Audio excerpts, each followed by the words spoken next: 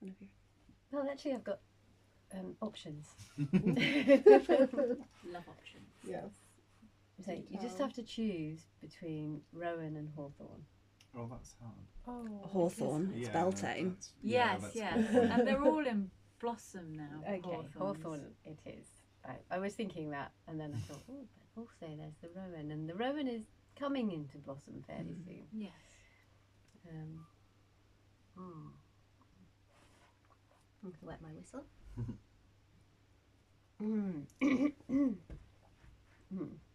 This story comes from the Isle of Man. I think you know what it is.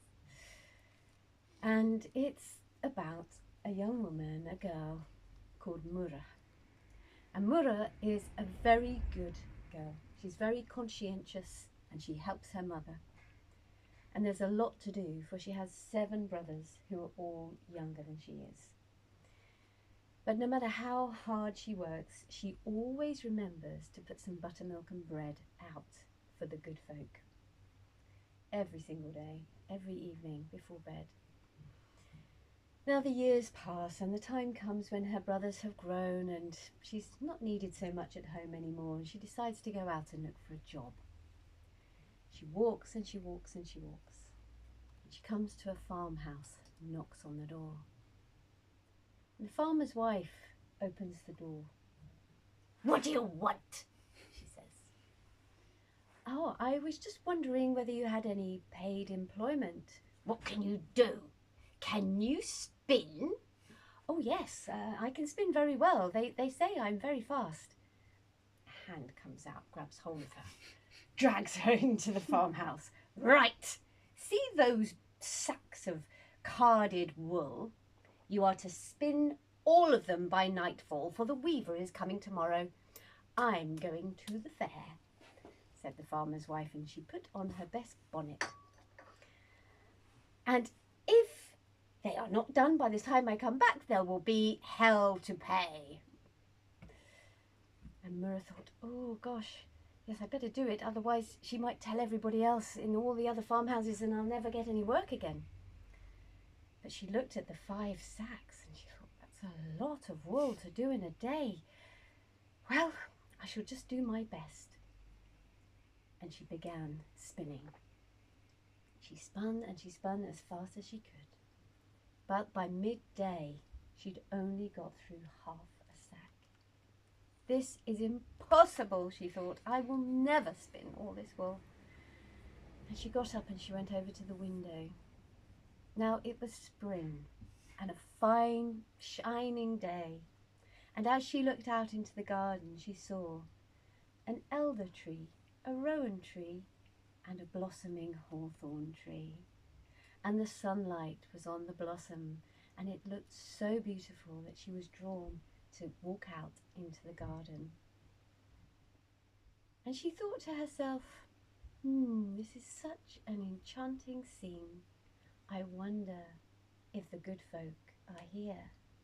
And if they are, perhaps they will help me, for I have always been a friend to them. And she took off her stockings, and she took off her shoes. She felt the soft grass beneath her feet, and she began to walk around the hawthorn tree. She walked around once, she walked around twice, she walked around thrice. No sign of anyone, so she kept going.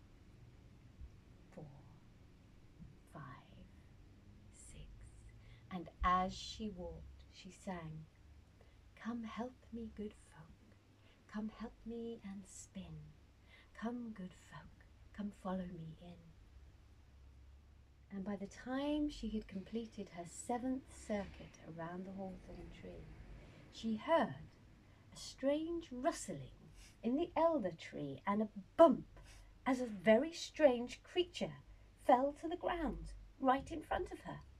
He was short and hairy and very ugly looking, but he had kind eyes.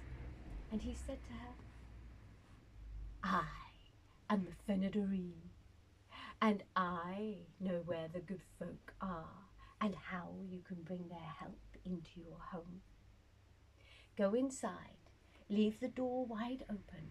Stand on the doorstep and shout, "Come, welcome spinners all." And then go for a walk. Go out all the rest of the day until you see the full moon rising over the mountains. Then you can come home. Most importantly, as you come to the door, you must shout, "Blessings, spinners." "All right," she said, "I have nothing to lose. Thank you, Venadore." And she went back into the kitchen and she opened the door and she called out, "Come, welcome, spinners all." And then she went out for a walk, leaving the door open. She walked through the woods. She walked along the coast path. She walked along the river banks. She walked across the hills. And only when she saw the full moon rising over the mountains did she return back to the house. She could hear the sound of spinning wheels spinning, clickety-clickety-click, whir, whir, whir. She tried to look in through the window, but there was something covering the window, something sort of silky and white and cloudy covering the window. She couldn't see anything inside. And so she built up her courage and she opened the door, and there they all were, the good folk, all in their colourful clothing, an orange jacket there, some green shoes there, a yellow hat there, some red trousers there. And their little hands were a blur, their wheels spinning so fast. And she could see that the wool was nearly complete. The table was stacked with skeins of wool. And so she cried out, "Blessings on you, spinners all." And they stopped their spinning, and they packed up their spinning wheels, and they paraded out. She watched them as they went out of the door and across the garden and disappeared. And she looked round, and the table was stacked high with skeins of wool. And at that moment she heard clackety-clack, clackety-clack. The farmer's wife coming in on her cart back into the courtyard, onto the cobbled stones. And she made her way towards the farmhouse, a little wobbly on her feet, a little bit drunk from her time at the country fair. And she came in and she said, "Well then, how have you got on with all that spinning?" "Oh, well, I've done it, as you can see." What? The farmer's wife looked at the table. There were the stacks of skeins of wool, and she could see all the intricate patterns within them. And then she looked up and she saw the gossamer, cloudy white thing up at the window. "You've had help," she said. "Well, yes, the good folk came and helped me, but they didn't do any harm, and as you can see, they've done a very good job." "Didn't do any harm, eh? Well, what's that?" She pointed at the gossamer white thing up at the window.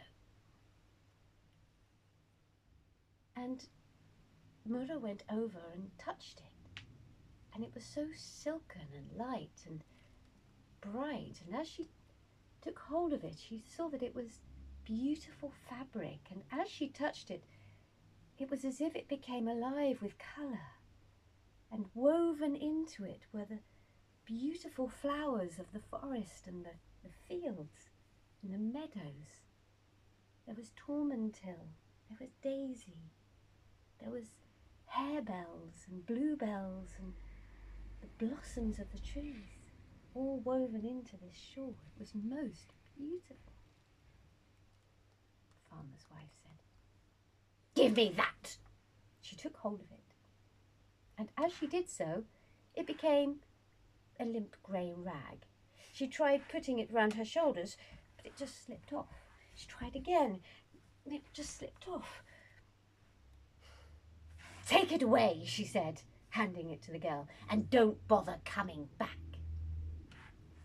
And Murra was more than happy to oblige, for she knew now that she had the blessing of the fair folk, of the good folk, for this shawl was intended for her. And when she took it again in her hands, it became once more light and bright and shining and filled with all the flowers of the meadows and the fields and the woods. And she put it around her shoulders, stepped out into the evening, and never went back to that farmhouse again.